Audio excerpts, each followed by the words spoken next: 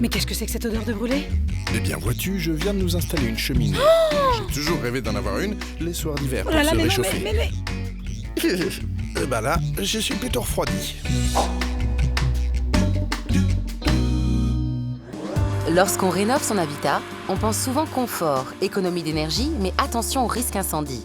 Alors un incendie se développe dès lors qu'il y a une étincelle qui arrive sur un combustible en présence d'oxygène. Ça veut dire que s'il manque effectivement un des trois, il n'y a pas d'incendie. Lorsque l'on rénove, le risque d'incendie existe pendant les travaux et après les travaux.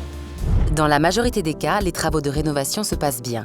Mais si vous désirez intégrer dans votre projet la prévention des risques incendies, Alors, contacter un professionnel pour faire un audit, on fait un état des lieux et on conclut l'audit par des recommandations qui vont être à mettre en œuvre pour assurer la prévention incendie et plus concrètement choisir des installations, des produits, des matériaux qui limiteront et le risque d'éclosion de l'incendie et surtout la propagation de celui-ci.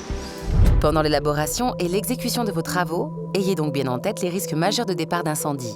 Près de 50% des incendies accidentels sont d'origine électrique. Par exemple, liés à des problèmes de connexion. Les connexions peuvent être mal serrées, de mauvaise qualité, des problèmes de surcharge sur des câbles qui sont sous-dimensionnés. On peut également avoir des problèmes liés à la protection des installations électriques, des fusibles surdimensionnés qui ne vont donc pas faire leur office ou des disjoncteurs mal adaptés. Ensuite, autour de ces câbles, on va pouvoir trouver des matériaux relais qui sont par exemple des matériaux d'isolation, du bois, qui vont alors te reprendre feu.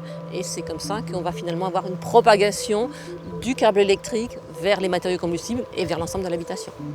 Autre cause importante de départ de feu, les conduits de fumée. Les fumées peuvent être à des températures supérieures à 400 degrés. Le conduit de cheminée, lui, est également très chaud. Et donc, si on ne respecte pas un écart de sécurité entre le conduit chaud et les matériaux isolants, on peut là encore avoir des départs de feu.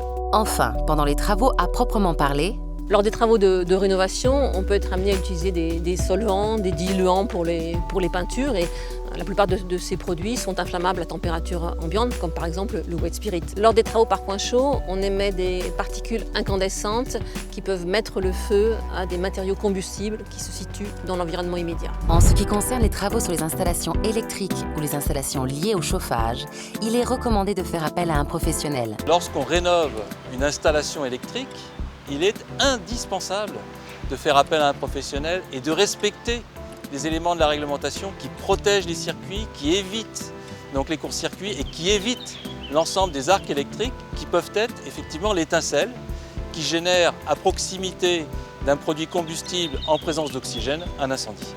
Il s'agit effectivement d'utiliser les bons matériaux au bon endroit, mais surtout de respecter les modes de pose et les dispositions constructives qui figurent sur des documents qui sont rarement lus, mais qui sont essentiels. Et une fois les travaux de rénovation terminés, pensez à installer un détecteur de fumée. C'est vraiment un objet nécessaire pour être informé d'un début d'incendie et pour assurer la sécurité des personnes qui habitent les logements, bien sûr. Pendant et après l'exécution de travaux de rénovation, il existe des risques d'incendie. C'est pourquoi, avant tout travaux de rénovation, il est recommandé de faire réaliser un audit technique de votre habitat. Enfin, sachez que les risques incendies en termes de rénovation se situent principalement dans les installations électriques et les conduits de fumée.